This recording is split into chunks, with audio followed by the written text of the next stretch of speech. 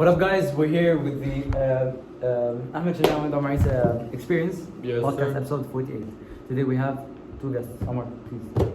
Hamza Duty, a World War One veteran, and World War Two. Wow, I forgot. It's very impressive. And Zeed Mohsin, one of the most renowned psychiatrists in the Middle East. Thank you.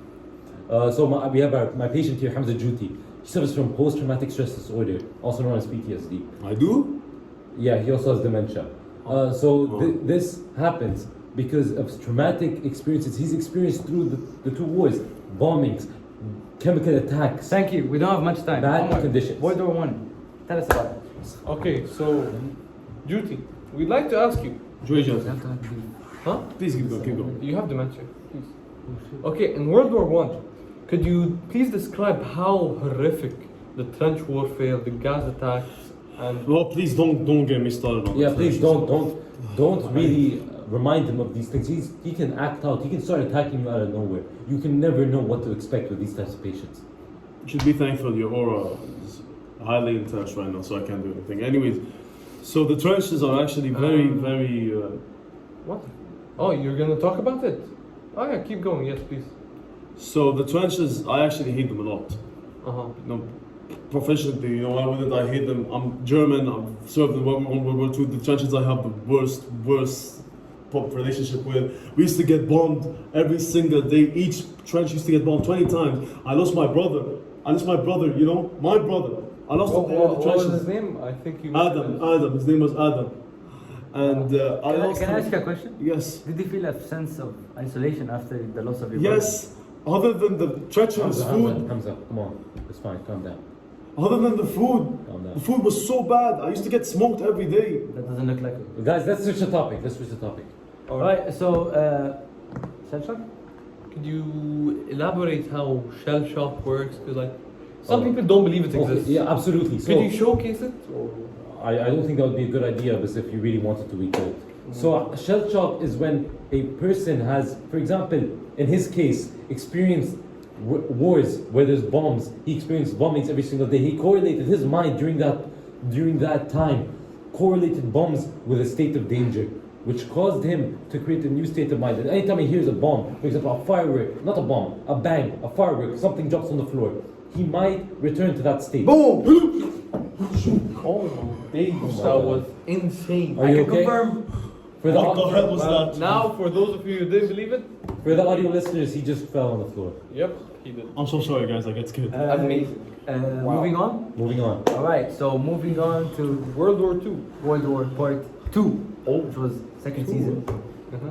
2, yes, 2. Hamza, Yes. I'm gonna give you 3 words.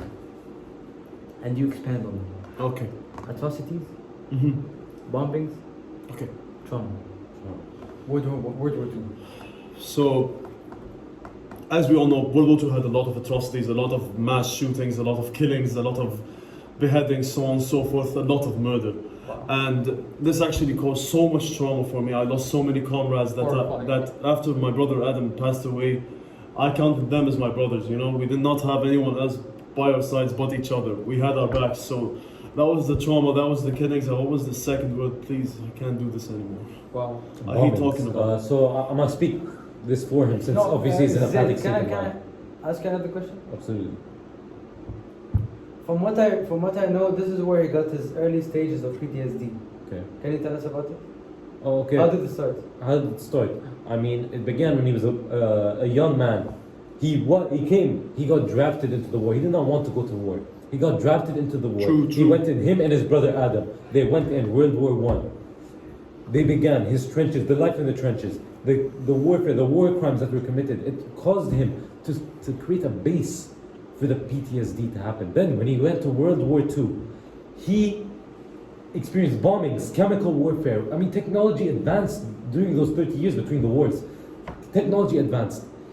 His trauma. His trauma got worse, obviously, with bombings. His comrades dying, his brother dying, his PTSD worsened, which caused him to now be deranged. Thank you. Yeah, Wow. Couldn't have said better. absolutely. Wow. Truly horrifying. Alright, so we'd like to ask about the traumatic effects of World War One. How was the mental toll of the trench warfare?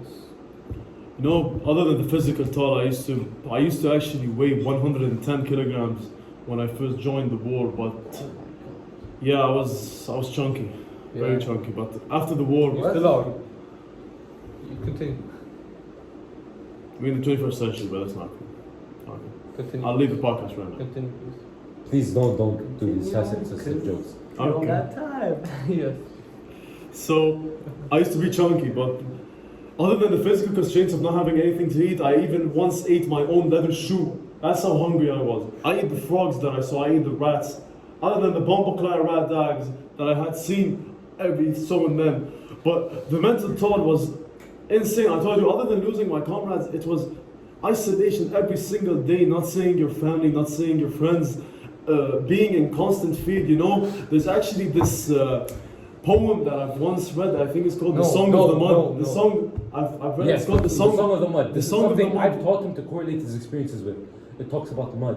Mud being the trauma of war, going in the boots. How dare you. Literally, I was made of mud. At one point, I was made of mud. That's my favorite poem. I can always go back to it and think, man, that's what I used to feel. I'm mud. My shoes are of mud. Everything's Absolutely, and this is what you can see normally with every single PTSD patient that went through World War One and World War Two. There's not that many. This, with my experience, this is common. They have common trauma and common symptoms. I have something rather crazy to say. 94% of people who went through World War One and World War Two as soldiers committed suicide by 2024. Hamza, don't get me wrong. Don't get me wrong. Why are you still here? Just to suffer. Wow, what a question. You like it? I really have no clue. I get these dreams where I find myself back in the trenches, back with my But you comrades. deserve it. Deserve what? Before the podcast, you mentioned to us that you were close buddies with Adolf Hitler. I was not And close you- buddies with Adolf Hitler. Please, Are you do sure? not get me started on that. Guys, I have been please, through please. this. I have been through this with the CIA, and you know this. We talked about this before the podcast. Come on, listen. Okay, but how would you Listen. justify the Holocaust? Like, Listen, you're not listen, the only listen. one. Omar Al-Hajj Yunus, please listen to me, the psychiatrist of 20 years. I will leave experience. Please, Hamza, relax. Hamza, 119. Hamza, relax. Hamza, relax. Hold your beers! Hold your horses. Let me, please. Hold your beers. Ah, it's getting hot in here. Hamza, listen up. So, Big fucking time. Yes. okay. Can we please carry on with the podcast? Absolutely. Yes, yes. What he's done, what Adolf Hitler has done, has nothing to do with what he has done. He was forced into his duty for his country. And he's proud to have served his country. Even though they were for the wrong values, he served his country and protected his people from bombings. Alright, so Absolutely, yeah. So Can't according to the reports you provided us after World War One, you basically put him on to you basically told him to rest, and you put him on electroshock therapy, which for those who don't know, it's basically using electroshock. Yeah, exactly. Put it on Okay, the so brain. he went- a he light went through shock this. should help you. He went through this, but he still went to World War Two, and you put him through talk therapies, medications, Yeah. group therapies with other people that are probably dead by now. Fortunately. Yes, please. My question is to any of you: you went through this twice. Why would you went through this already? Why would you do it again? You know, other than that, there's something that the media doesn't really talk about is that they used to brainwash the soldiers. I was someone who actually managed not to get brainwashed. It's because I went through the electroshock therapy. I managed to skid by. I had somebody in the higher ranks who didn't want to brainwash me since I was close friends with them. So they used to brainwash you to thinking that, other than the propaganda and the flyers that we used to see, they used to brainwash you to thinking that war was good. War was never good for us. I never wanted to do this twice, let alone once. Then why did you do it? You were forced. He I was was forced. forced. He was forced by By- the government. Oh. Adolf Hitler. And What a listen, bad listen, man. 91% of patients with PTSD that survived through both world wars kill themselves. It was 94%. Okay, 94%. I apologize for that. It's okay. I guess my Harvard studies were wrong. 20 years of nothing. Okay, Hamza is proof that they could persevere, that he still deserves life, even though he went through that. He deserves life. He has rights. I'm As very human sorry, that's beings. very stupid. Don't you see him, man? I would rather Excuse me. I Make don't. it shut. Guys, Please, guys, no, guys. no, I do not take this disrespect. not I'm sorry. fucking I am talk to me leaving. like that. I am leaving. I will call one. I'm sorry. one, We nine. discussed this. Me and my patient. Please, no, leaving. Thank you, The everybody. door's right there. Thank Thank you, everyone. And this is basically the conclusion. Faggots, get the fuck out of here. This is basically the conclusion to our podcast. And one thing I want to say to the people, to the viewers, guys, avoid war. It's not what it seems like. We still got some notes. I'm very sorry. And I got one question for you all. How can society better support those affected by war trauma today? And how can you contribute to the support of these people? Thank you guys for watching. Omar, any closing statements? Remember, guys, put an emphasis on the two. Yes, sir. Thank you. That was 10 minutes.